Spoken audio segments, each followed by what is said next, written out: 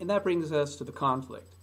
The conflict in the story is the one thing, sometimes there's more than one, that the protagonist has to face, has to overcome, has to meet at some point during the story.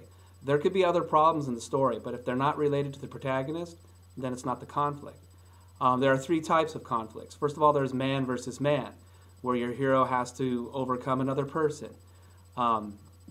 They might have to outsmart them, they might have to arrest them, they might have to beat them up, they might have to rescue them, they might have to kill them. There's a lot of different ways the conflict is involved between two different people. If it's one person versus another in a contest, then your other person is an antagonist, which is the opposite of the protagonist.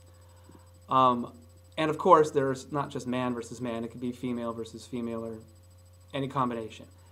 But in literature, we just say man versus man. The next conflict type is man versus nature, where your protagonist might have crashed in an airplane that sinks to the bottom of the lake and they survive and all they have is a hatchet to help them survive in the wilderness and overcome storms and animals and all kinds of things. That's man versus nature.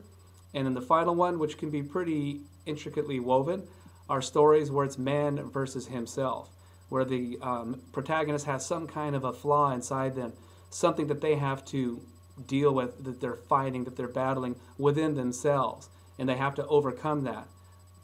Or not. Sometimes they can succumb to it at the end of the story. Okay, so those are your three types of conflict, and you can identify them because most often they're resolved in the climax of the story.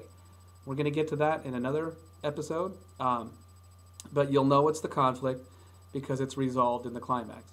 In Star Wars, Luke's conflict starts off with simply having to rescue Princess Leia, but it kind of grows and becomes the conflict of having to save the Rebel Alliance and perhaps the galaxy from the evil Empire.